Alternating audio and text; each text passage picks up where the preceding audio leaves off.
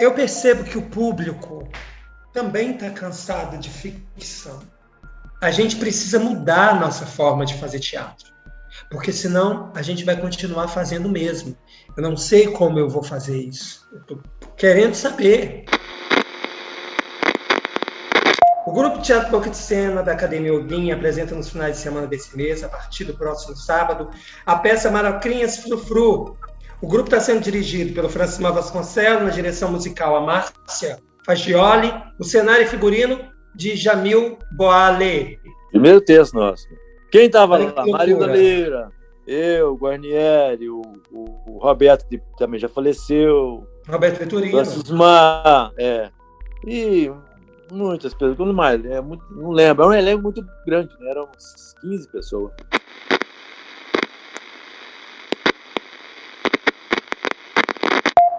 A arte já tem que ter um cunho político. Ela tem que abrir a discussão, ela tem que sugerir, né?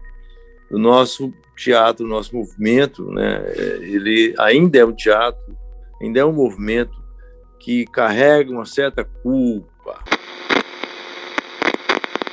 Estou falando que há de existir uma cultura de memória, porque o teatro de Ipatinga, a cultura de Ipatinga, ela não começou agora, ela não começou a partir do momento que o Instituto Cultural começou, veio, não. A cultura do teatro começou há muito tempo, lá atrás.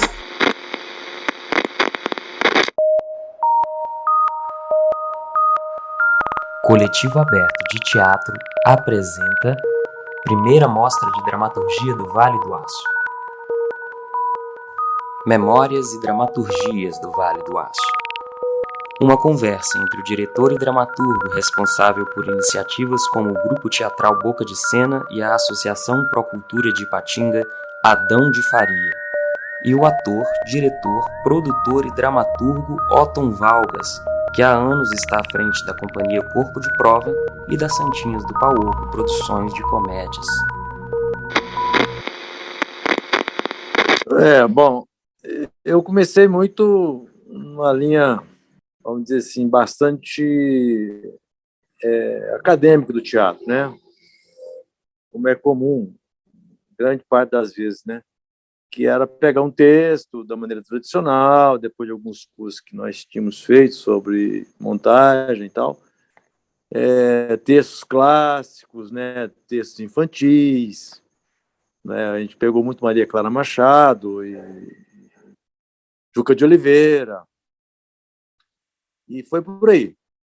E para chegar nos dias de hoje, com a minha preocupação quase que exclusivamente com o teatro performativo, né? Depois de um trajeto aí de quantos anos? Sei lá, quase 40 anos. Não, em 1988, que não existia nada, eu era bebê, e eu escrevi uma peça de teatro chamada Sem Palhaço Não Há Circo, para participar de um festival de teatro.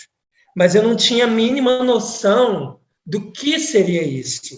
Então, às vezes, o Adão, as pessoas me perguntavam, mas você tem uma release? E eu falava, eu nem sei o que é release. Eu lembro como se fosse hoje, depois de um tempo, o Adão colocava o Reginaldo para escrever uma release. Para falar assim, não, você não pode participar de um festival de teatro se não tem uma história. Qual que é a história? Como que é?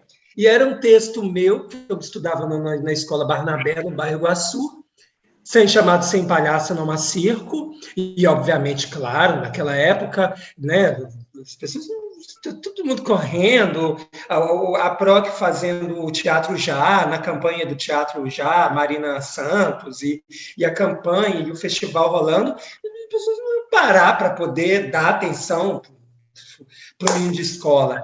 E aí eu lembro muito que o Adão teve esse cuidado, esse carinho, eu agradeço muito ao Adão, ele sabe disso, eu agradeci várias vezes e continuo agradecendo, esse cuidado de encorpar, de dar uma visão do teatro profissional. Não, você tem que ter uma sinopse, um release, você tem que esse cuidado de explicar como que funcionavam os bastidores do teatro. Imagina, eu quero participar de um espetáculo, e aí eu lembro que o Guarnieri, que eu amo, depois virou meu mestre e tudo, eu lembro que o pessoal falava assim, pelo amor de Deus, né, você vai dar confiança? Aí ela falou, não vai participar, não. Então nós vamos colocar ele como uma participação efetiva.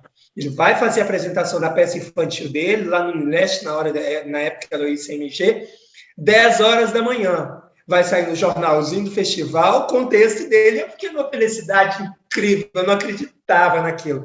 E foi o primeiro contato que eu tive com essa coisa da dramaturgia, tudo muito amador, com aluno de escola, mas muito feliz de ter sido respeitado, né? Quer dizer, eu estava participando do festival de teatro, as pessoas que eu ouvia, que eu lia, que a Wanda Lacerda, na época, era uma jornalista. Você lembra da Wanda, Adão? Lembro. O Diário do Rio Doce, olha para você ver. Diário do Rio Doce, na época a Wanda escrevia para o Diário do Rio Doce, Giovanni de Oliveira. Então, assim, esse carinho de ter entrado numa release mandada pela Associação para a Cultura de Patinga, de estar junto do Boca de Cena, do Quebra-Cabeça, né? O Ademar, na época, não fazia o Showriso ainda, ele fazia um espetáculo dentro de um projeto chamado Projeto Coca-Cola, lá no Teatro de Bolsas, chamado Ele Conta e Ela Toca, é alguma coisa assim, era o Francismar Vasconcelos e uma outra mulher, ou Washington, que era tocador de violão, era ele canta e ele conta. Você lembra disso, Adão? Lembro. Que era um projeto Coca-Cola, lá em apresentando Treco nos Cabos, lá no Teatro de Bolso. Aí o Darcy veio com Retrato em Preto e Branco, sem retoque, do Guarnieri, que aí já entra na dramaturgia local. Então, eu pude pegar o finalzinho disso tudo, a mudança da Galeria Tarsila do Amaral, onde era a haste, não é, Adão, ali no Areal, a Tarsila do Amaral, que depois foi lá para o Teatro de Bolso, que é no centro de Patinga. Então, assim, eu era um bebê, mas eu cheguei a ver todas essas coisas, eu cheguei a pegar as pessoas antes, né? Acho que o Zezé Badaró, nessa época, estava indo embora para os Estados Unidos, né? O André Tenuta ainda estava lá na PROC. Então, eu cheguei a pegar o finalzinho dessa mudança toda, né? Desse imbróglio todo, e pude ouvir das pessoas que já estavam há mais tempo sobre o José Orozimbo, né, que foi o primeiro dramaturgo aqui que apresentou o Zefa na Justiça, né, depois de muitos anos. Então, assim, essa história que a gente ouve, que o Guarnieri fez... Marina Santos, que até foi o nome que foi o Darcy sugeriu para o teatro que a gente estava fazendo na época, que depois virou Zicultura, né? Então, assim, eu cheguei a pegar essa história, muito novo ainda, mas muito curioso, querendo saber de tudo, querendo saber como é que escrevia, como é que fazia, muito chato, porque eu sempre fui muito, Adão sabe, de cor e salteado, eu sempre fui uma pessoa muito curiosa, então eu queria tudo, eu queria montar, eu queria fazer, eu queria estrear, e aquela loucura toda, e as influências também, que eu não entendia, de um lado era o teatro de revista do Darcy, aquela loucura toda, de outro era um teatro, com todo respeito, né, o Darcy e tudo, mas um teatro mais trabalhado, com um olhar mais profissional do Adão, um olhar de teatro de capital. Do outro lado vinha o Adilson Mariano, adolescente ainda, fazendo teatro meio espírita.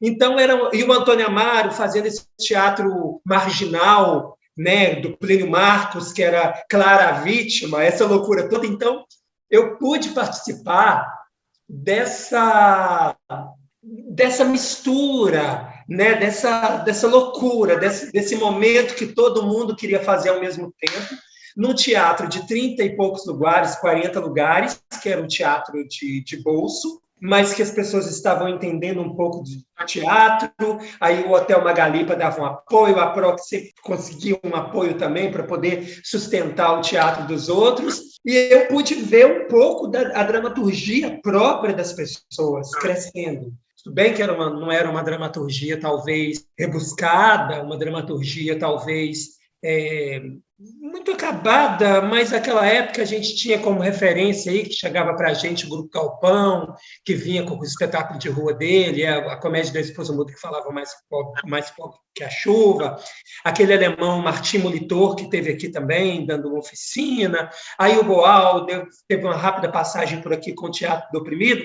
Então, eu peguei essa canja entre o 1988 e 1990, essa transformação toda, essa revolta do Darcy, porque, de um lado, a PROC querendo coisa melhor, coisa maior, mas o Darcy queria o teatrinho, aquela memória emotiva, e aí tinha que ir lá para o Teatro 7 de Outubro, que era uma coisa mais marginal, Barrela, Plínio Marcos, e o Darcy também com as coisas próprias dele lá, com a dramaturgia dele lá, era o Pastel de Vento, que não falava nada com nada, mas, ao mesmo tempo, falava alguma coisa, as memórias dele. Então, para mim, eu acho que eu vivi um momento muito próspero do teatro e da criação autoral dessa cidade. Eu peguei o fio da navalha com 10 anos de idade, sei lá com quantos anos, entendeu? E pude ver todo mundo, o Ricardo Maia e o professor Zezinho, professor Mendonça, no meio da bolada, e era uma reunião de cabeças, de pessoas pensando, de pessoas querendo fazer e de pessoas querendo participar, e, ao mesmo tempo, vendo a dramaturgia das outras pessoas. Eu não sei se o Adão lembra, era o Daniel Valverde, que era casado com a Nancy Valverde, e era metido de escrever umas peças, aí escreveu um monólogo lá, Se Tirar e Se Não Tirar, que fazia um sucesso danado. Lembro. Eu peguei essa parte, eu sou dessa época, agora você pode falar que eu sou velho. Na minha visão de criança, de menino, para mim isso era Broadway. Você imagina? Para mim isso era Broadway. Imagina ter meu nome no folder. A PROC tinha agenda cultural, ficou muitos anos com essa agenda cultural, que era a possibilidade que as pessoas tinham de ter, imagina, ter uma programação, uma agenda cultural mensal, e, de repente, minha cara vestida de Sebastiano na programação, depois de uns anos, né? Então, isso era uma coisa maravilhosa. Era um momento que ninguém tinha esse negócio de material gráfico, e a PROC já tinha isso, já fazia, já ajudava o Cleci, que o Cleci, né, o Clube dos Escritores de Patinga, né? Então, mesmo com pouco patrocínio, com pouco apoio... Os primeiros microfones do Ademar e do Francis Mar. Sorriso Francis Mar foi a PROC que doou. Eram 2 microfones Shure, de alta performance. Olha para você ver. Tudo. Olha que loucura. Uma e virada. A possibilidade da gente fazer temporada lá no ICNG, e efervescência, os estudantes fazendo teatro. Eu peguei um restinho do Poesia na Praça com o Ricardinho, que queria falar sobre Bertolt Brecht, que queria falar sobre grandes autores, e que a Fernanda Montenegro estava vindo para cá com Dona Doida, e que a PROC estava trazendo grandes espetáculos para o Instituto de Cultura. Então, isso tudo nós pegamos. Isso que o Otto falou é legal. Tem uma fase que essa fase aí das grandes conexões nossas de caráter nacional, que até hoje está repetindo de novo. O Dinei está reciclando aí, agora estou vendo, né? Está conseguindo uma nova fase de uma revisão.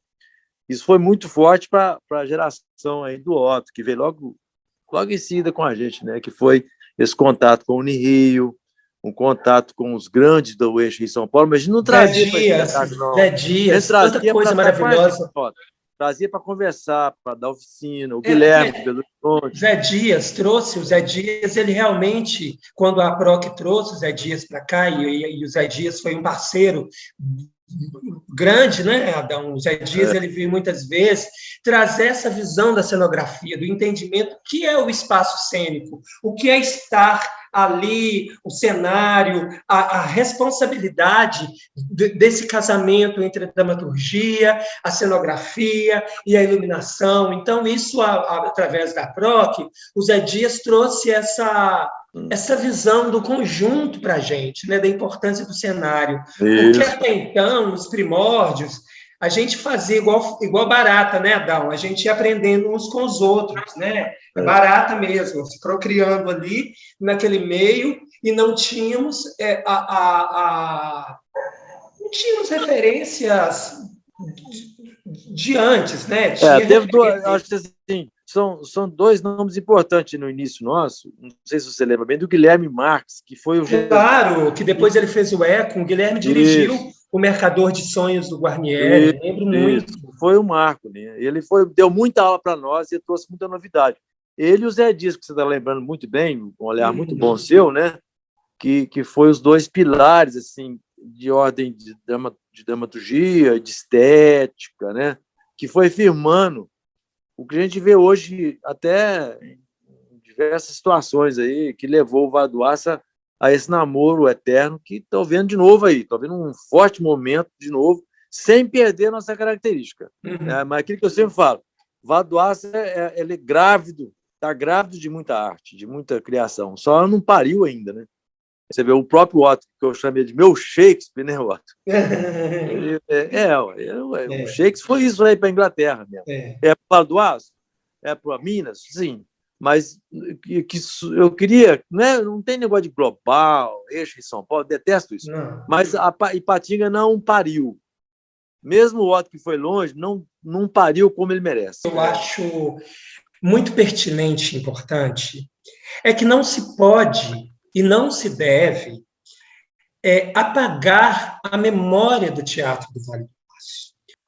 Uma coisa que me espantou de Ipatinga, que foi bom que me deu a coragem de ir para Londres, de ir para a França apresentar, e estar lá, e tem material nosso lá na França, e tem material nosso em Londres, em Portugal, na Alemanha. O que me deixou chateado, que me deixa bloqueado mesmo, é tentar apagar a memória do Teatro do Vale do Aço. Não educar de uma forma correta e ampla os jovens atores que estão vindo agora. E abrir para eles o que é a história do Teatro do Vale do Aço, o que é o cerne, o embrião. Então, não adianta simplesmente julgar dinheiro para nós através de lei de incentivo ou através de qualquer outra coisa. Eu não estou criticando os patrocinadores, não. Estou falando que há de existir uma cultura de memória, uma cultura de valorização cultural, porque o teatro de Ipatinga, a cultura de Ipatinga, ela não começou agora, ela não começou a partir do momento que o Instituto Cultural começou, veio, não. A cultura do teatro começou há muito tempo, lá atrás, na Dona Zélia Alguim, lá em Marocrense, Frufru, em Verônica, na Passagem O Sonho Não Importa, que eu lembro, tenho essa memória. Então, o teatro ele começou ali. Não tente apagar a memória daquele teatro com dinheiro, com patrocínio. Eu ouvi do prefeito anterior, que ele, num discurso dentro da Usicultura, que a arte e cultura Ipatinga começou com a Usicultura. Não, a Usicultura foi o reflexo do seu trabalho, do meu, do Guarnier, do Ricardinho, do Zé Lopes, do Darcy, que o Reinaldo jamais teria feito aquilo se ele não tivesse uma sustentação histórica nossa, de estar com ele o tempo todo, de o apoiar. Se você lembra, o meu campo de refúgio era na PROC. Eu ia para a PROC cedo, eu ficava na porta esperando a Pretinha chegar. Na época era Pretinha, depois revezava entre a Marilda Lira e a Vanilza.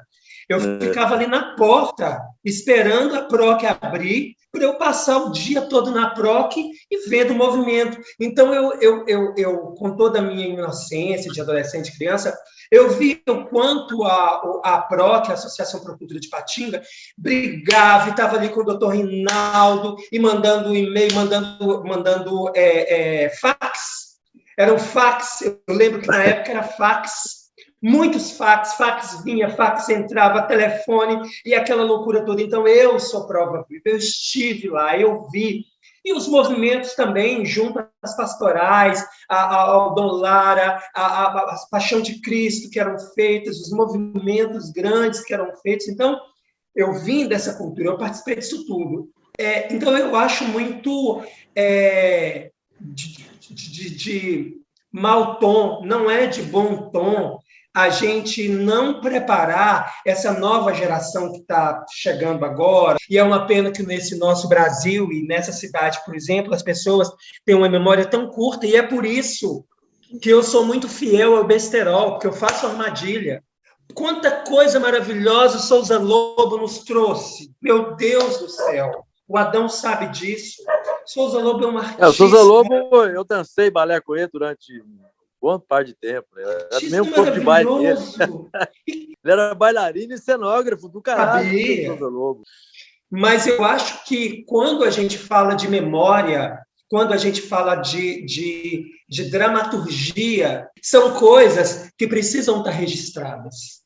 Eu acho que se querem estudar teatro, se querem saber do Teatro do Vale do Aço, elas precisam, as pessoas elas precisam saber disso. Como a gente querer ir para o palco, querer estudar teatro, sem saber a nossa base, sem saber o nosso cerne. Que o Adão de Faria tem 4 peças publicadas na Amazon. Pois é, não, e eu tive a oportunidade de ler e conhecer sobre a dramaturgia.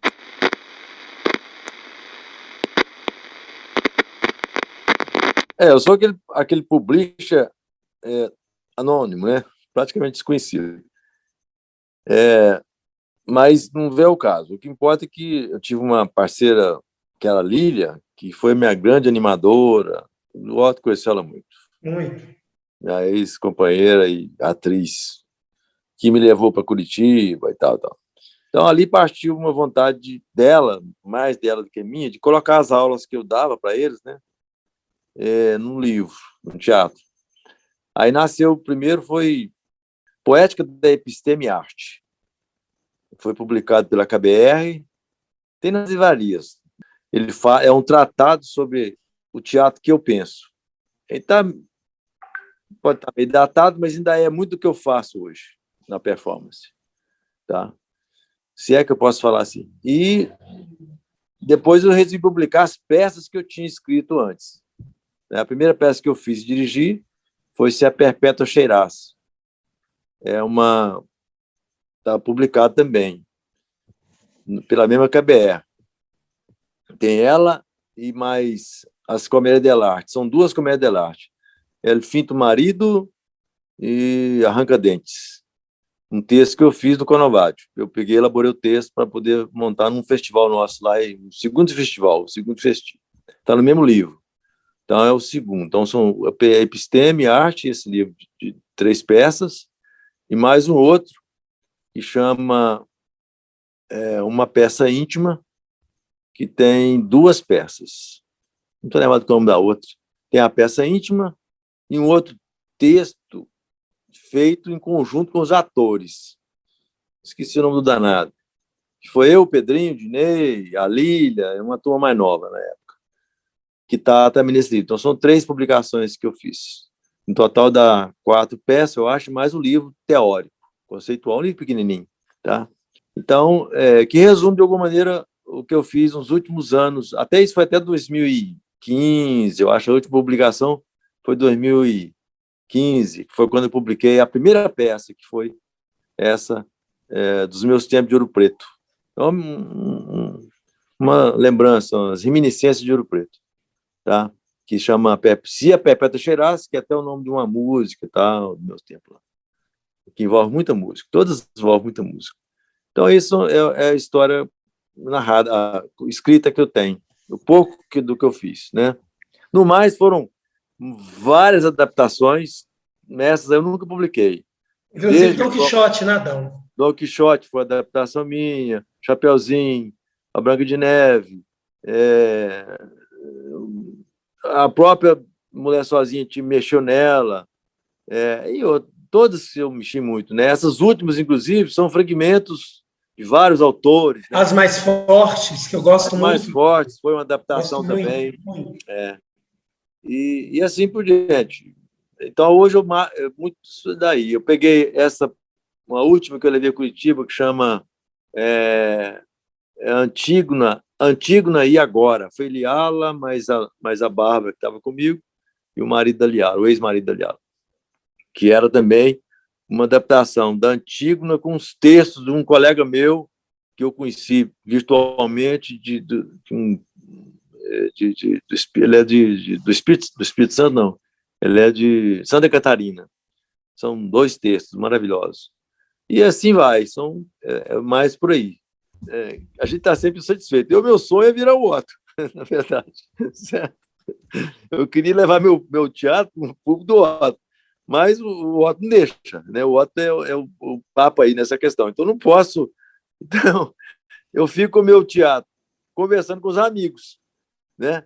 Ali, aquela coisa terrível. Mas, de fato, o sonho de qualquer dramaturgo, ou seja, se é que eu posso chamar assim, né? ou de um cara que está no teatro, é falar com mais gente, né? E você foi o primeiro, e até hoje, talvez o único que conseguiu ter isso. E fica aí se desfazendo. Não faz isso, pelo amor de Deus. Você tem que me fazer lá, você tem que dar para lá, ué. Dá um pedacinho. Vamos, bora todo mundo.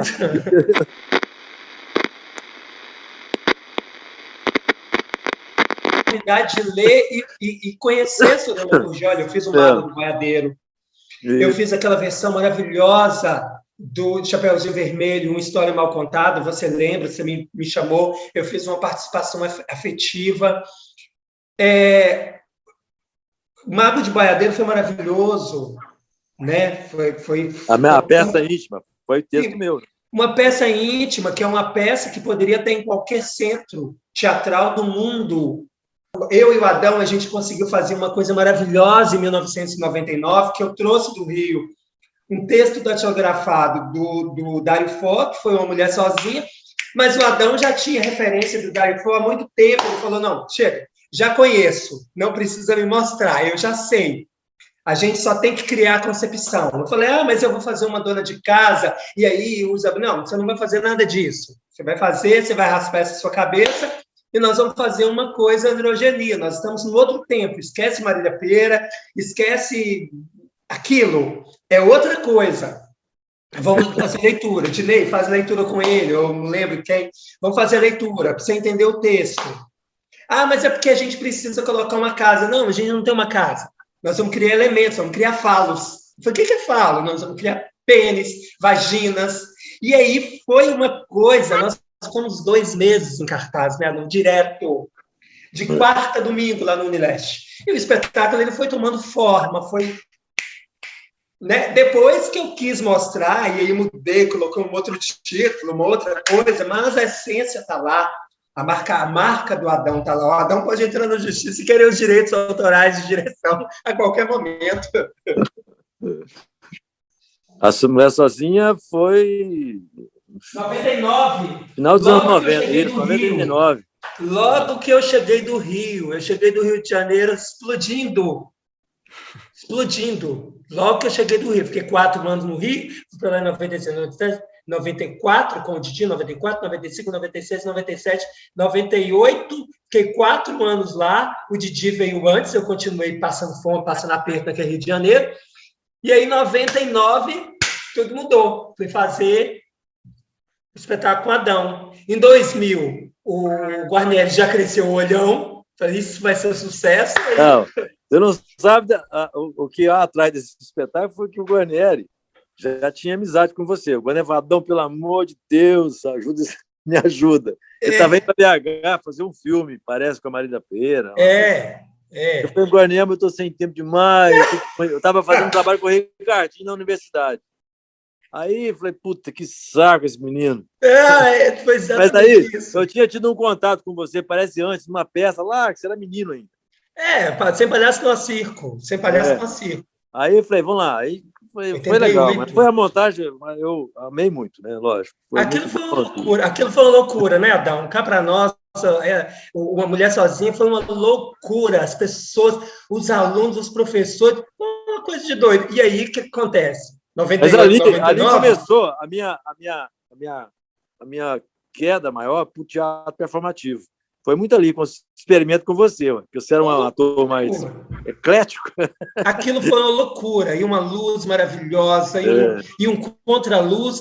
E antigamente tinha que ser, porque o ator não podia virar as costas para o público. O Adão falou assim, mas por que o ator não pode mostrar as costas para o público? É isso, tá doido? Tá maluco? Tá maluco? Não pode? Pode, o ator pode tudo. Pode ficar de costas, não tem problema, não.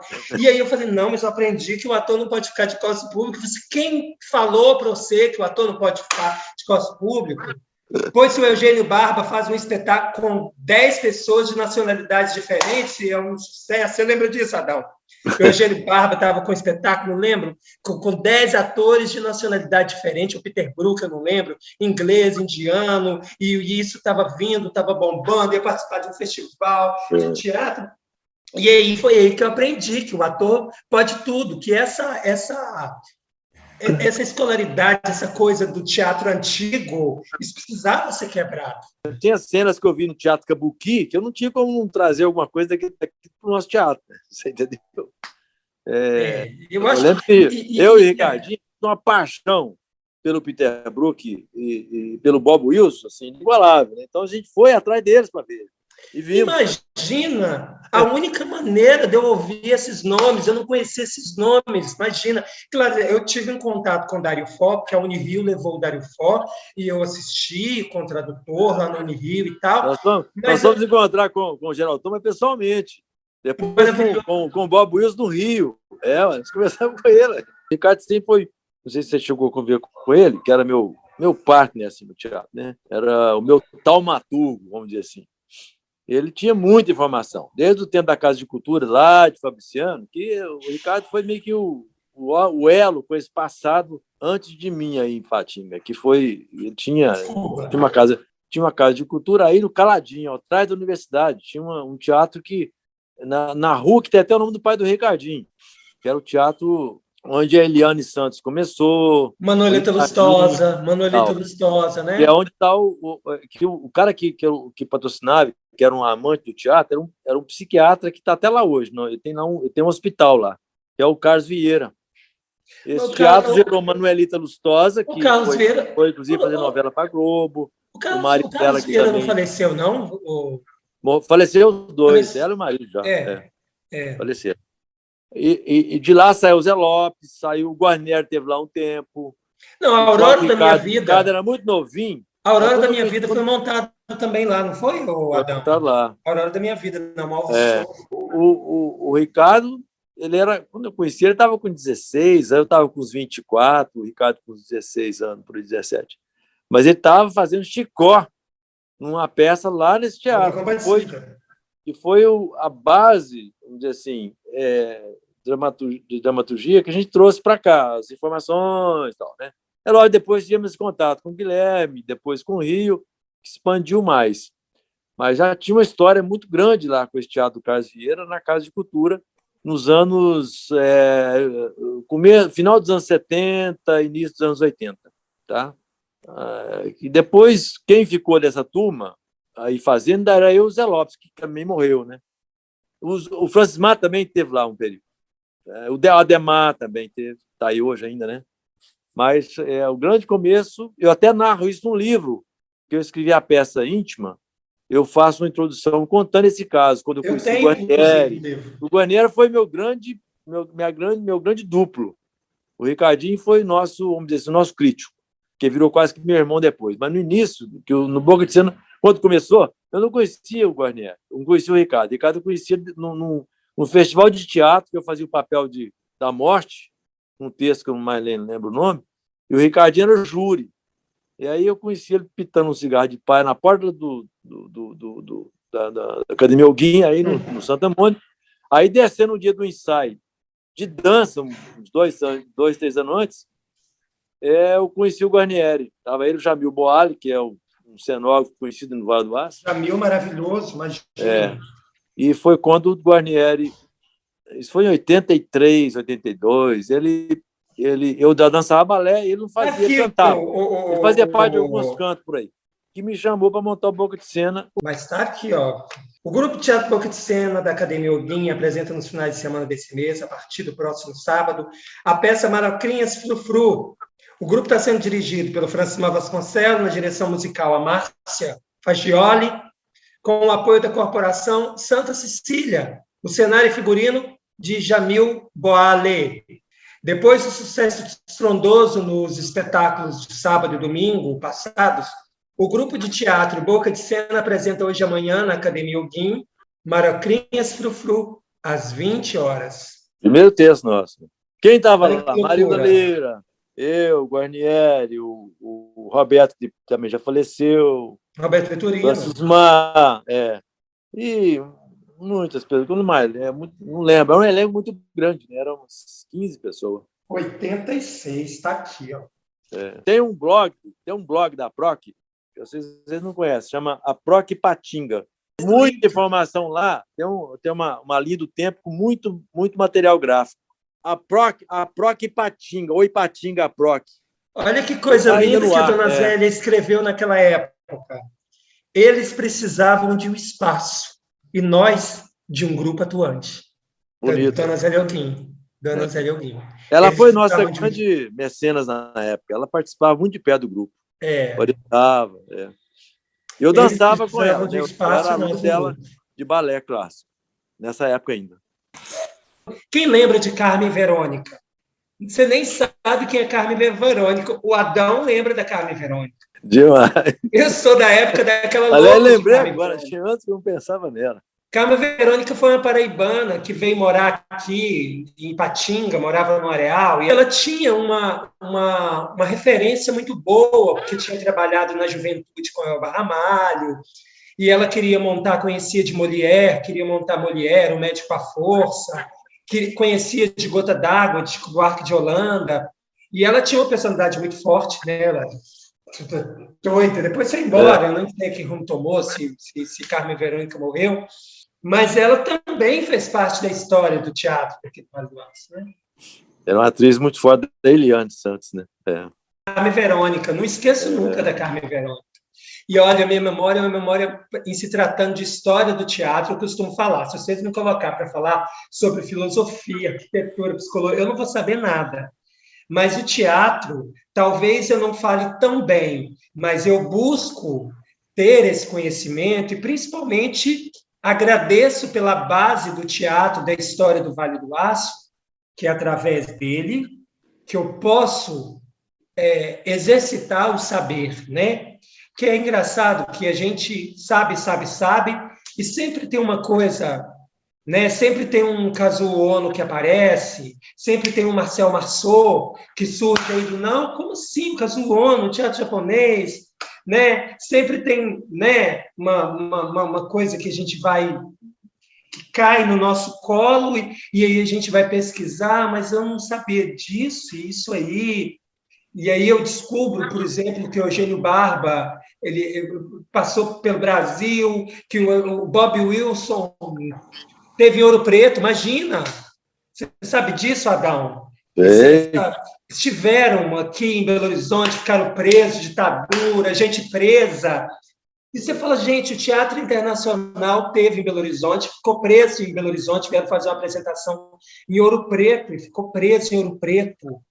Não lembro se é o Bob Wilson ou se é o Eugênio Barba. Eu sei que foi uma coisa assim, Live Teatro, não é, Adão? Live Não, Teatro. você está confundindo, é o Living Theater. Live Teatro. É a Molina, a Molina e o marido dela. Que ficaram presos daqui em Ouro Preto, imagina isso aí. De Nova York? Isso. Imagina isso. É o teatro da Molina, de Nova York. É o Live Teatro. Ela até veio depois para rever os locais que ela teve presa, mas o marido. É o Happening Theater, de Nova York. Eles moraram em Ouro Preto quase 5 anos. Eu sou muito grato ao Adão. Eu preciso falar isso com você, Adão. Se eu sou o ator que eu sou hoje, com a minha pequenez, dentro da minha humilde experiência, devo muito ao Darcy, devo muito ao Guarnieri, mas a maior parte disso tudo eu devo a você. O grande pilar e o grande responsável pela minha transformação é inegável em todas as entrevistas que eu dou, se vocês procurarem aí no YouTube, sempre vai ver uma coisa ou outra, eu falo do Adão. E ele sabe, né, Adão? O Adão sabe o quanto respeito e a gratidão que eu tenho por ele. Talvez se não fosse a PROC e o Adão, e a paciência, e o carinho, e o respeito, talvez eu não teria continuado hoje a fazer teatro então eu precisava te agradecer.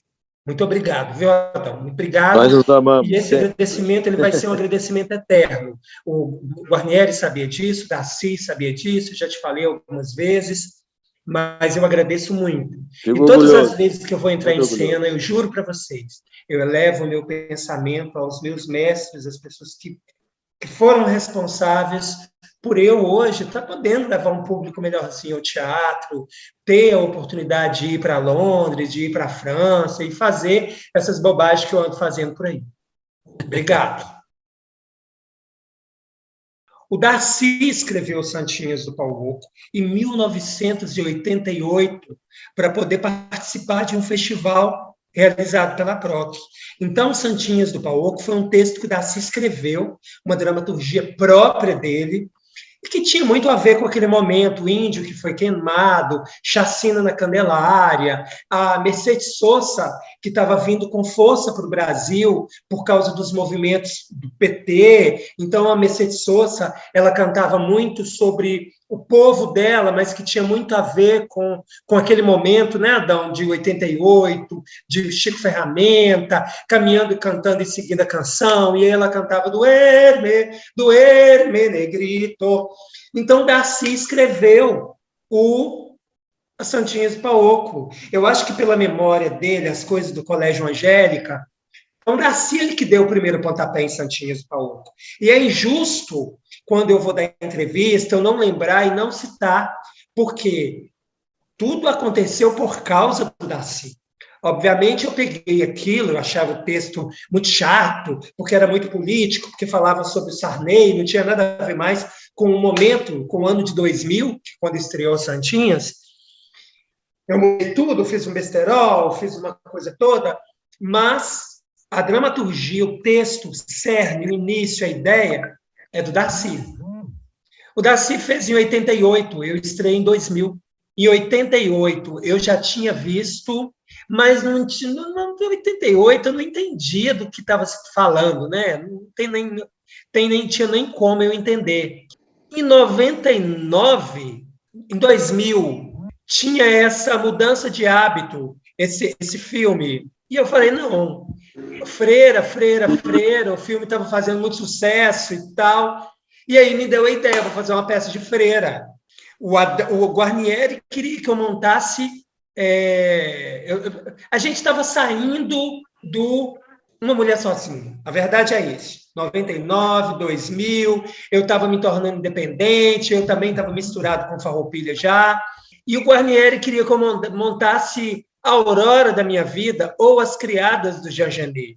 Poxa vida, eu não podia montar a Aurora da Minha Vida nem As Criadas do Jean Genet. E aí eu resolvi montar um texto da Darcy, que é Santinhas do Paoco, porque eu tive essa ideia de vestir de freira, né, e fazer em 2000, em 2000 Santinhas do Paoco. É claro, o Guarnieri quase morreu do coração, porque o Guarnieri, contudo, ainda era muito político, ainda estava trabalhando na Uzi Minas, estava misturado aí com a Atílio Caratiero, com o Canta Coral, e o Darcy, realmente o Darcy ele foi, a gente tem que dizer isso, talvez, mas o Darcy ele foi uma pessoa marginalizada. Darcy ele foi, porque ele buscou fazer esse tipo de teatro, né? Ele buscou fazer, como chama? O Sexo dos Anjos, a Revolta dos Anjos. Então, o Darcy ele tinha essa coisa aí do teatro marginal, do teatro de homem vestido de mulher, da inversão, essa coisa toda. E o Guarnieri ele não queria associar isso, né? Não por preconceito, mas é porque realmente ele estava entrando numa outra fase. E aí eu, de repente, falei, não, eu quero montar a peça de homem vestido de freira, eu quero ir para a rua fazer freira. E o Guarnieri ficou bravo demais também, uma loucura. De novo, eu estava repetindo as loucuras, porque ele não pôde dirigir Uma Mulher Sozinha, o Adão dirigiu, né? E aí agora eu queria fazer peça de homem vestido de mulher, de freira, e ele queria que eu fizesse a Aurora da Minha Vida. E eu não fiz a Aurora da Minha Vida. Mas eu já tinha uma certa consciência da coisa toda e mexi no texto. Falei, não, vou fazer um besterol, vou fazer uma comédia, uma outra coisa. É injusto e talvez carinhoso o Adão dizer para mim que ele começou a namorar o teatro performático comigo. Ele está sendo muito generoso, porque ele fez um Nelson Rodrigues e um Coca-Cola e Sanduíche, do Wilson Saião, né, que foi uma performance, uma coisa de louco. Então, é injusto ele falar, ou talvez é carinhoso ele falar que ele começou a namorar o teatro performático comigo, porque eu tenho que discordar. Mas eu me explico, posso explicar? Pode. Talvez eu não tenha te falado isso, não teve um animador como o Léo para poder tirar isso, né? Porque eu sou meio silencioso às vezes, né? Embora falante também, quando tem o dia que eu estou mais atacado. Mas o Otto sabe, a história do Otto, ele conta melhor a história nossa do que eu. Parabéns. Mas eu vou te contar uma coisa que talvez você não tem, eu nunca comentamos. Isso que você falou é plena verdade. Só que os meus atores daquela ocasião era daquela turma que ainda insistia em fazer a tal da leitura de mesa, aquelas coisas que vinha da Casa de Cultura, de um teatro acadêmico. E eu nunca fui do teatro acadêmico, embora comecei nele, de alguma maneira. O próprio Ricardinho, embora não pareça, ele era muito acadêmico. O Ricardinho era super classicista. E o Otto, você foi o primeiro ator sem vícios. Você já tinha lá umas pegadas com o Darcy, mas o Darcy era muito solto, o Darcy sempre foi muito performativo, naturalmente ele era, porque ele nunca soube texto, ele sempre foi um improvisador, ele sempre é o cara. Ele contava com a sorte. Ele era o próprio Delarte, o Darcy, sempre foi. Como é que ele queria não ser, mas ele era, certo? Ele era um ator que eu adorava. E você tinha um contato com ele já, o Guarnieri, eu e o Guarnieri não tínhamos ninguém antes de nós no teatro, a gente tinha muito pouca informação, não sei acadêmica, mas você, dos meninos que não tinha feito teatro, ou que não pegou as aulas nossas lá, que vieram por influência da Casa de Cultura, que era do Ricardinho, ou de BH, do Guilherme. Era a turma do Teatro da Mesa. Ficava lendo 3 meses antes. Isso aí me matava. Eu nunca dei conta dessa porra. Não sou contra, não. Tem hora que tem que fazer. E o outro era isso inteiro. Ele era a própria punção. Então, eu comecei, o que eu estava lendo na teoria do teatro performativo, que começava naqueles anos já, lá com a Ferrol, aquilo era nos anos 80, que a gente lia da Alemanha, da Europa, do Canadá, você já era aquele cara. Mesmo que você não souber, eu não ficava te contando, porque às vezes não interessava. Mas você estava assim, uma flor viva de emoção teatral. Então, toda teste que eu fazia, você funcionava. O negócio é bom mesmo. Porque eu mesmo, que vinha do balé, que tinha toda uma leitura clássica, tinha dificuldade. Mas eu queria experimentar aquilo, tanto que eu estava na direção, mas eu vi que era possível. Eu já tinha visto espetáculo assim, já estava muito... Não é o que é hoje, ainda era uma coisa que tinha do teatrão. A hora que eu peguei você, falei, bom, o cara é um cara novo, sem vício, e mandava você pular, você pulava, você fazia tudo que fazia. Ali foi meus primeiros experimentos, de fato, no performativo. Mesmo que lá no Nelson tinha lances, ainda mais quando eu ia para a cena, o próprio Guarnieri também tinha um jogo legal. Eu imagino que você também deve ter, de certa forma, eu não sei dos bastidores, mas eu acredito que você também tenha sido pressionado, porque era um escândalo o Adão de Faria dirigindo um iniciante no monólogo. Pô, esse Guarnieri voou para fazer aquele Mercador de Sonhos, né? O Sávio Lenine, que tinha feito alguma coisa ali em relação ao monólogo ali no Teatro Unileste, era o Sávio Lenine, mas assim, não namorava um monólogo, uma coisa solo. Esse espetáculo de Tchekov sobre os cigarros, os males que causam fumo, tabaco, que talvez era a única referência regional que a gente tinha de monólogo, né? Eles tinham feito os males que causam fumo antes, né? Do Tchekov, monólogo. É o males do fumo? Você dirigiu um ator iniciante, um menino, fazendo um monólogo. Um monólogo de 1h10. 1h10. Então, ali, depois, é lógico. Aí eu caminhei para outros conhecimentos. Eu fiz uma compilação de textos da Comédia dell'arte, um pouco bem na... Isso foi lá para o ano 2000, eu acho. Onde eu tive um conhecimento profundo do dell'arte, pegando 2, é Konovati que fala, né? Dois embrião, e dali eu montei 2 textos com ele. Ali eu peguei uma informação muito boa, que seria as bases do que eu vinha fazer depois, que era vamos dizer assim, os roteiros para as performances. Aí foi quando eu comecei a abandonar a ficção e comecei a ir para o teatro fragmentário cada vez mais, até chegou o ponto de eu só fazer coisas de pedaços dos outros e misturando com os meus, que é o que eu faço, que eu já não dou conta mais de ficção. Mas pode ter certeza, ali começou essa luta e que hoje, embora de longe pode parecer um teatrão, mas tinha muito de elementos contemporâneo que a Ferrol discutiu, que o próprio Lerma discutiu, quando ele percebeu que a performance era o grande teatro contemporâneo, né? Nessa leitura moderna, né? Do teatro acadêmico. O Adão falou uma coisa que é muito pertinente sobre a ficção. Eu percebo que o público também está cansado de ficção. O público ele tem andado muito dinâmico. Com o advento da internet, que a gente não tinha antes, das mídias sociais, essa porra toda, o público ele não tem se contentado com pouco, ele quer mais. Eu faço besterol, eu faço meu teatro, mas você pode perceber que eu tento sempre induzir o espetáculo para o mais real possível, no sentido de estar conectado ao dia a dia, né? De os cacos, a rua, o bairro. É isso que faz, pelo menos, sucesso em Santinhas do Paúco. O espetáculo, todo dia é uma peça diferente, todo dia é um caco diferente, é uma brincadeira diferente, é uma notícia diferente, a gente lê jornal em cena, né? Todo dia, e é isso, o que a gente pode colocar de diferente, de novo, de próximo, de fugir um pouco dessa coisa fantasiosa, né? De estar sempre quebrando a parede, de estar sempre lá no público, de estar sempre dialogando, conversando com o público, perguntando, mantendo o espetáculo fresco. Porque a fantasia só, o teatro fantasioso, o teatro, ele não se sustenta mais.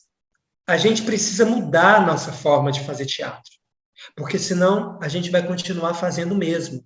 Eu não sei como eu vou fazer isso. Eu estou querendo saber. Esse público agora que vai ao teatro, você vê, né? Teatro online, teatro pela tela do seu computador, você fazendo podcast. Eu acho que o teatro real é o teatro que vai nos influenciar nos próximos anos. Não que o Molière, não que esses autores, né, da dramaturgia, Gil Vicente, não que ele fique para trás, mas eu acho que a gente vai ter que dar uma nova contextualizada nisso tudo. Um pouco diferente do Otto, porque o Otto ele é mais ele é diretor, de alguma maneira escreve, eu acho, né, Otto? E também é um puta performance, o Otto. E eu fiquei devendo, eu fiz muito tempo teatro também no palco, né? Mas eu fui meio que ficando mais na dramaturgia e tal. Então, parabéns, Otto. Eu gostaria muito de voltar, entendeu? Mas não voltei. E o Otto fala com mais propriedade do que eu. Eu fico mais na condição hoje de vamos dizer assim, não posso falar, não gosto nem de dramaturgo, porque um performer, o cara que cuida da performance, ele não chega a ser um diretor de teatro, né? Ele é só um animador, na verdade, é o cara que dá a mão. Mas, de qualquer maneira, eu participo das criações que eu tenho feito como o cara que está ali, o apoiador. A ficção, ela perdeu o sentido. A ficção, lógico que todo mundo quer uma ficção, todo mundo que vai numa galeria, a gente sabe isso, ele quer uma explicação. O cérebro nosso precisa de uma ordem, precisa de uma compreensão. Caso contrário, você fica louco. Por isso que a pessoa insiste tanto em compreender uma obra de arte, mais maluca que ela seja. E é isso que instiga as pessoas, porque ela busca a razão naturalmente, que é uma compreensão. Caso contrário, a pessoa entra em colapso. Então, eu acho assim, que a grande função teatral hoje é jogar o cara de encontro uma tensão enorme entre a compreensão e a loucura. E é nesse espaço que eu tento fazer com que as pessoas movam dentro do meu espaço dramático e teatral. Enquanto... É lógico que, quando eu estou lá fazendo o espetáculo, estou fazendo encenação, estou performando com as meninas. E, em parte, escrevo, continuo fazendo, mas o que eu mais busco é criar células, né, como muitos fazem hoje. O próprio Bob Wilson faz muito, né?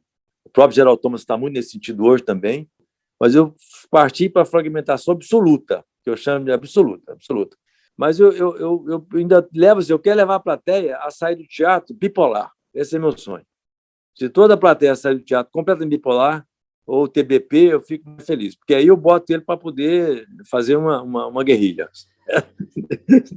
E por isso que eu estou com tão pouca plateia, talvez, né? Porque é um teatro que não é muito agradável, entendeu?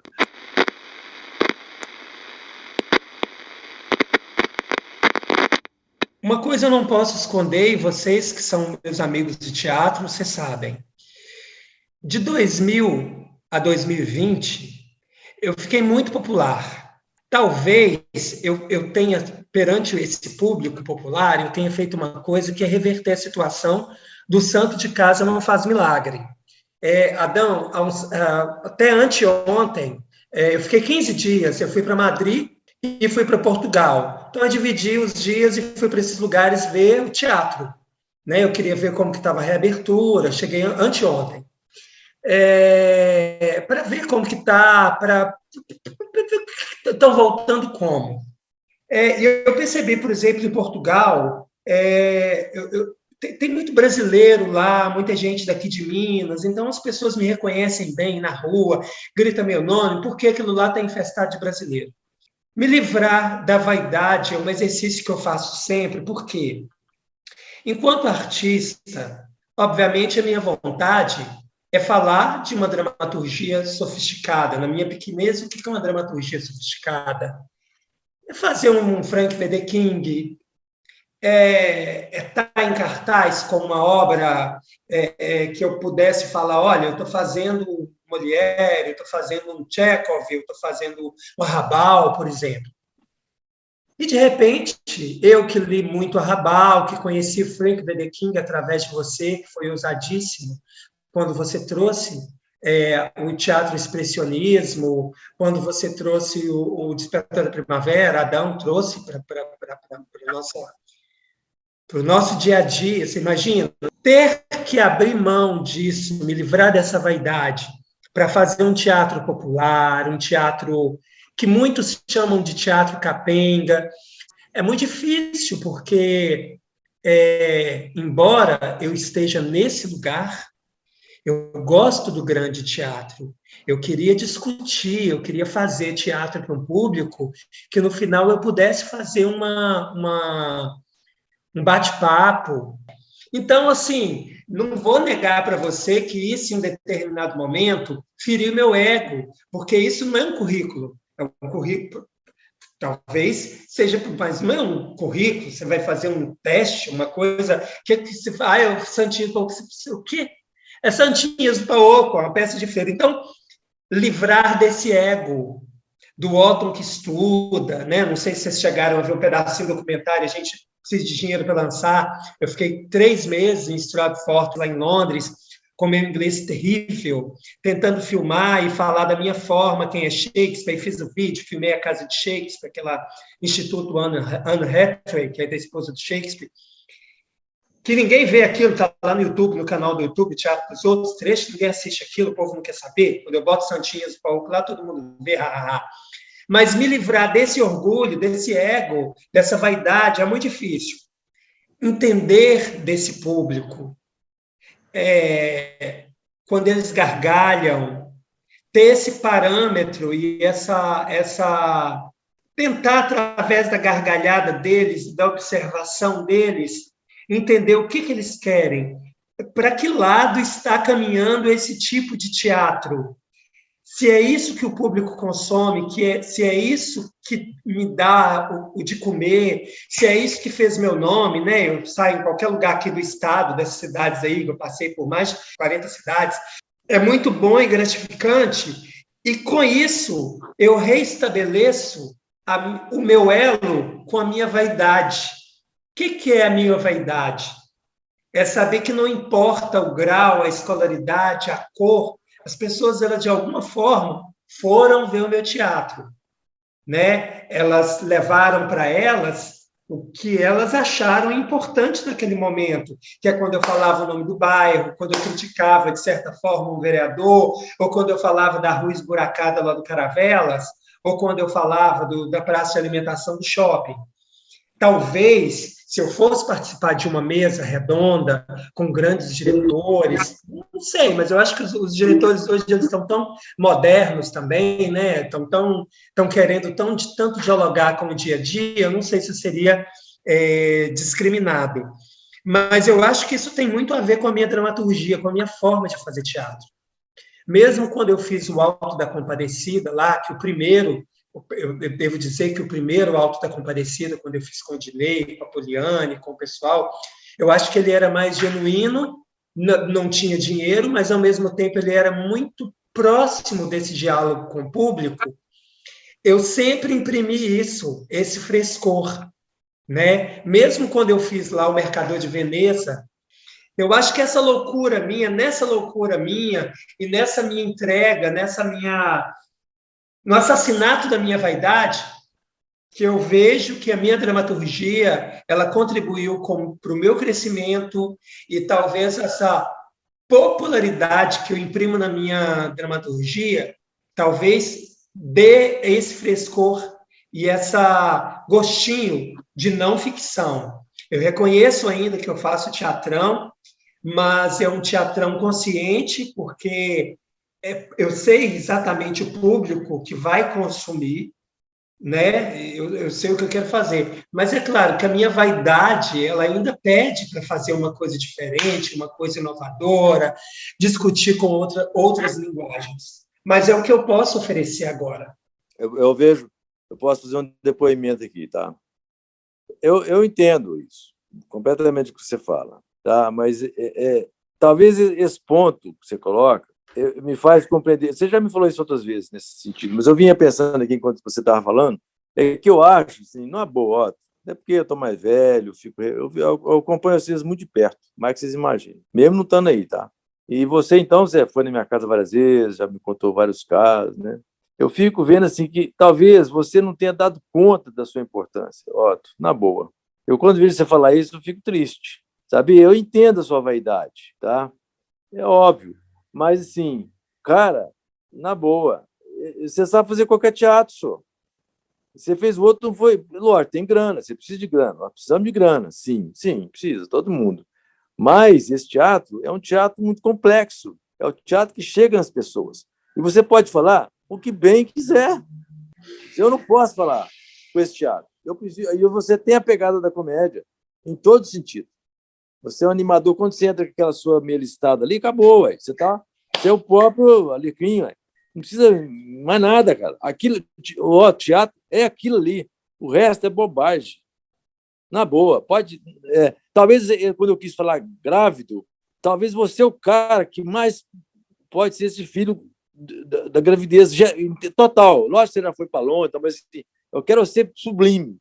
E aí, é porque talvez esse gap entre você e o seu ser e o seu não ser é que está gerando essa gravidez que não nasceu. Tão próximo da Natália. Você tem todo o conteúdo, você tem todo o elemento dela.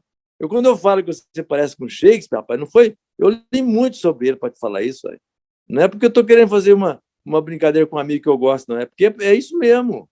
Né? Além de. Na boa. Você tem na mão tudo da performatividade, tudo da teatralidade. Ah, mas eu precisava ter um texto mais elaborado, caralho. Não, você tem que ser mais você. O performer é muito mais aquilo que você sempre foi desde muito novo, eu te conheço. Eu fui aprender isso mais, até. É lógico que você me encantava pela sua liberdade de expressão e tal, mas não tem essa culpa, por favor, porque se eu te chamar para fazer uma peça cabeça lá, essas peças mais enroladas que eu faço lá, você vai fazer muito melhor que qualquer um deles. Só que a sua opção hoje, por questões de toda a ordem, de plateia, que todo ator quer plateia, todo diretor quer plateia, quer dinheiro, tudo. Você tem essa chave na mão. Calma, rapaz, você está doido, você não tem noção. Eu fico muito feliz, muito lisonjeado quando eu ouço isso, em poder ter esse encontro. Não é sempre que a gente consegue falar sobre teatro, e eu ainda, embora os anos tenham me calejado, embora eu esteja, às vezes, cansado, desiludido, eu ainda tenho muita ânsia de falar de teatro, de poder ouvir, de poder aprender. Eu acho que eu nunca fiz nada na minha vida a não ser teatro. Desde os meus 10 anos de idade, eu matava aula no Colégio João 23, eu matava aula no Barnabé, para poder ir lá para a PROC, para poder ver até os figurinos velhos, os cartazes velhos de espetáculos passados, que ficavam guardados no porãozinho ali do Teatro de Bolso, ali em cima, debaixo da escada ali. O cheiro, eu gostava de ver aquilo. Então, assim, eu realmente não me vejo e não consigo me livrar disso. Nessa época digital, a quantidade de programa que eu tenho, a quantidade de livro, de programa, de figurino, de os troféus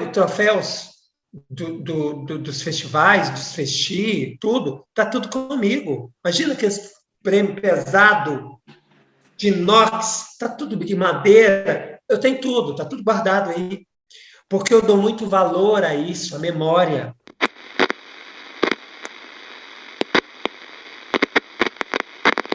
Eu acho também, Abel, que me falta ousar mais, porque nós temos um público que consome, nós temos. A gente precisa saber chegar até esse público. Nós temos um público que é o novo, que quer novidade, é esse público que vê o besterol, que gosta, mas é um público que também quer ver outras coisas. E eu acho que está tudo mudando muito. Às vezes, eu sou convidado para ir nessas batalhas de rap, nessas coisas que acontecem alternativa, poesia no Parque Ipanema, e eu vejo uma galera que dá com fome, que quer novidade. Eu vejo pessoas que têm um discurso diferente. Então, eu acho que, nesse momento, eu posso muito bem pegar esse teatro que eu faço, o teatro que você faz, que eu pude beber nele, e fazer uma outra coisa, e oferecer para o público uma outra coisa. Porque eu também não posso ficar só nessa. Né? Não, isso é maravilhoso, você falar isso. Parabéns, parabéns. Eu não posso ficar só nessa. Eu acho que essa sede pode ficar de refém, não.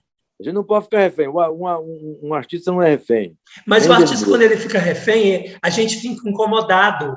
Por isso que as pessoas falam, bicha, por que você monta tanta peça? Toda hora você quer montar uma peça diferente, e eu quero montar uma peça toda diferente, e eu quero ensaiar com 15 dias, e eu quero me superar. E eu quero isso mesmo, eu quero fazer uma peça diferente todo dia, e eu quero fazer essa experimentação, porque eu não quero estar no lugar comum.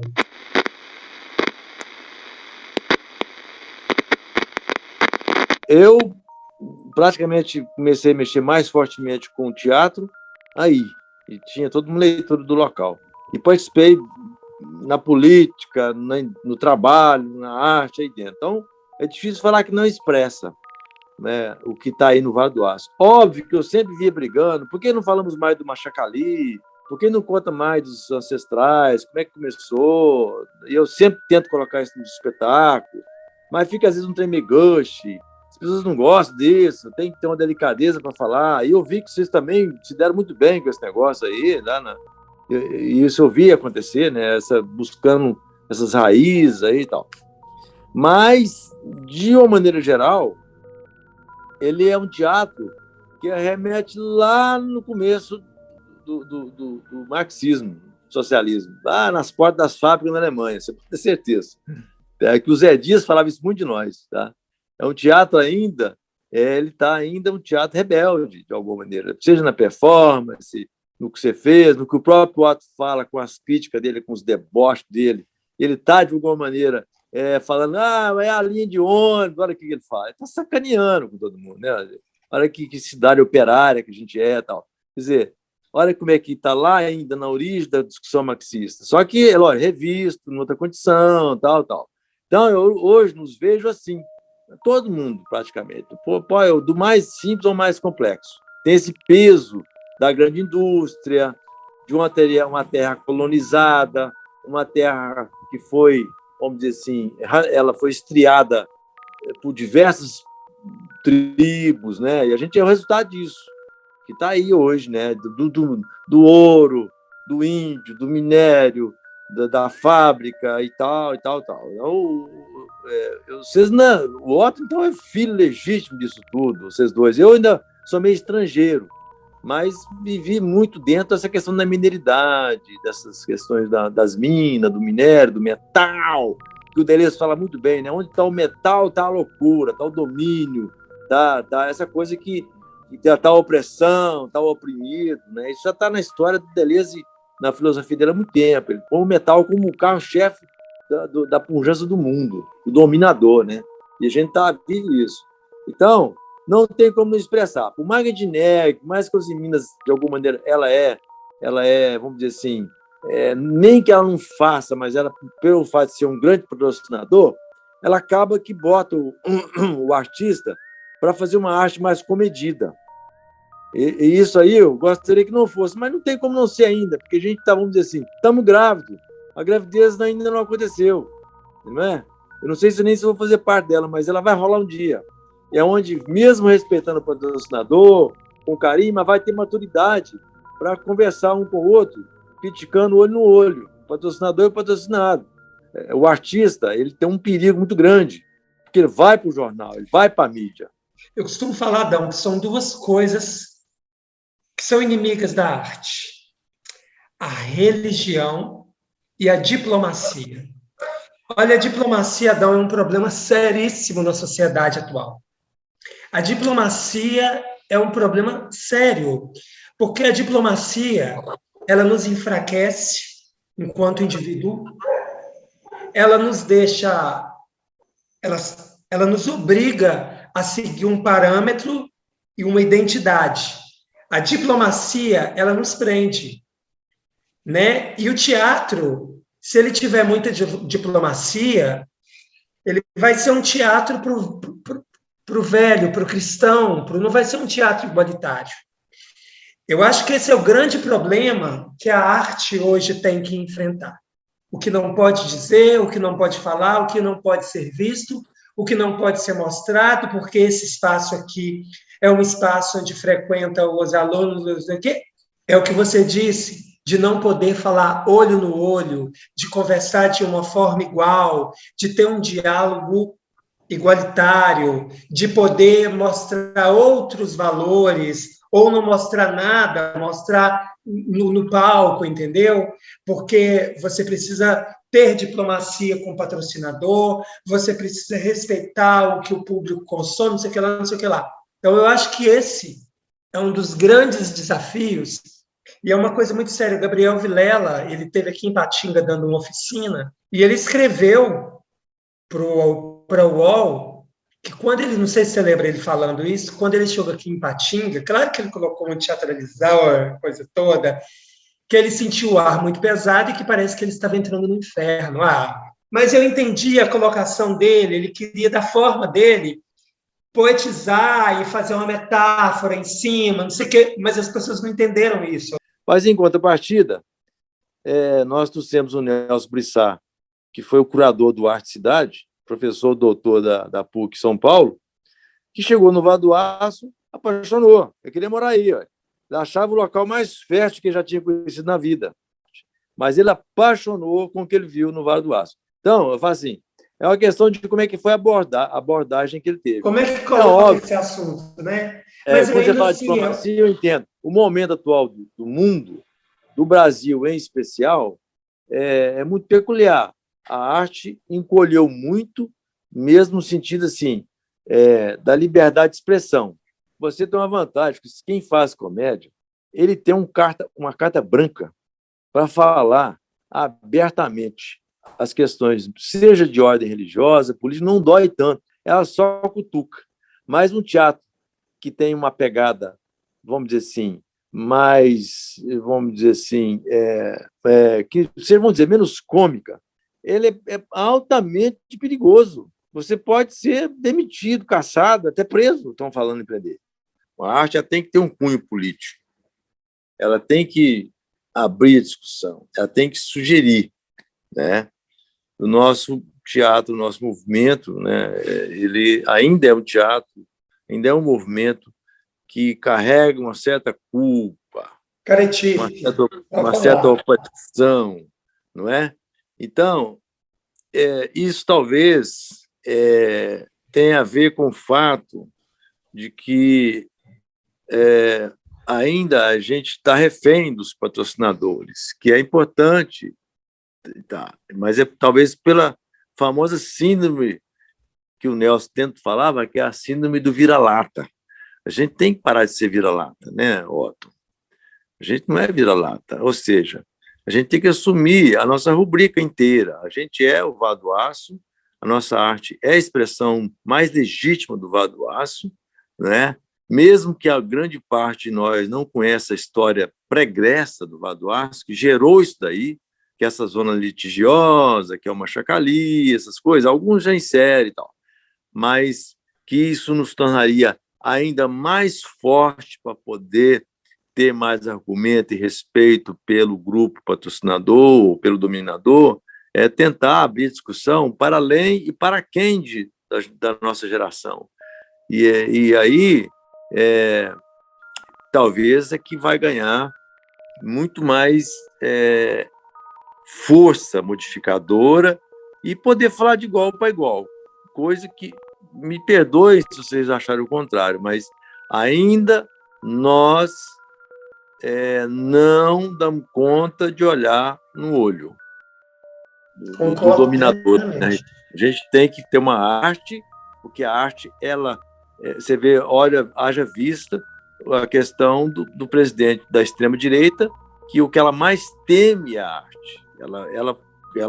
Ela colocou todo mundo da área artística completamente refém da ideologia, ou da pseudo-ideologia, não é? Ou da ideologia fake desse rapaz que está aí, para poder o quê? Evitar constrangimento dentro do próprio governo, não é?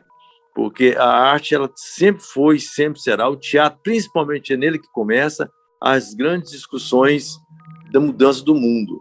E o mundo está extremamente polarizado, o Vale do Aço está polarizado tem mais de 15 anos, foi o primeiro que polarizou, o primeiro movimento de esquerda forte foi aí, e nasceu, e depois logo em seguida veio a rejeição. Você vê que o prefeito de Patinga hoje, ele é talvez um dos poucos ainda da extrema-direita, o resto do país todo já não deu conta, mas de qualquer maneira ainda prevalece no mundo, no país, uma grande polarização. Isso aí vai ter fim, e quem vai ter que chamar esse fim ou abrir para essa discussão é a política inserida no contexto do fazer artístico.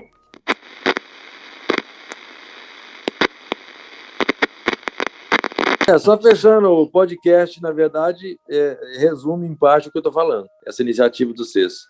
Tá? Parabéns, muito obrigado pelo convite, e fica aí, marcado um dia nosso aí, para poder falar um pouco mais ao vivo.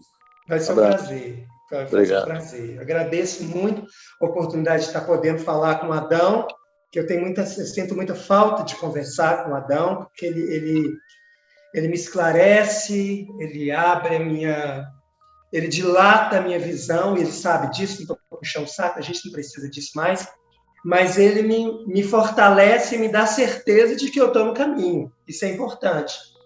E poder falar com o Léo também, que é um cara que está crescendo todos os dias, é uma novidade, me traz um novo, faz com que eu me livre das naftalinas que eu carrego ao longo dos anos, e ele sempre vem um podcast, uma coisa, um teatro, e isso é muito bom, porque senão eu vou ficar uma pessoa cheia de naftalina, uma pessoa que vai rememorar só o passado, embora o passado, nesse momento, seja muito importante. O passado, nesse momento, seja um porta-voz do que a gente quer fazer no futuro, né? Eu agradeço muito o convite, né? Eu agradeço muito. São raros os momentos que eu posso falar sério, são raros os momentos que eu posso ser o Otto artista. A todo tempo eu tenho que estar brincando, a todo tempo eu tenho que estar afetado, a todo tempo eu tenho que estar mentindo, porque essa é a personagem que eu precisei criar para poder conviver no meio disso tudo, para poder conseguir uma pauta, para poder fazer minhas coisas. Então, é difícil, não é fácil ser esse Otto estabanado, esse pseudo louco que fala, que dá pinta, que conta mentira, que faz a loucura. Essa é uma personagem que eu tive que criar, né? E não é sempre que eu posso poder falar sobre o teatro verdadeiro, sobre o que realmente interessa. Não é todo mundo que está preparado para ouvir da minha boca, da nossa boca, o que realmente interessa, o que realmente se tira de proveito, o que realmente vai se germinar. Eu tenho que criar minhas armas, né? Que é fazer o Otto, maluco, teatral, estabanado, falador, pintosa, com dialetos mil, é isso, é o que me resta. Obrigado pela oportunidade de poder falar um pouco da seriedade, da importância da seriedade que requer a cultura, o teatro, e isso que a gente tem feito. Eu não sei se no futuro qual nome vai se dar.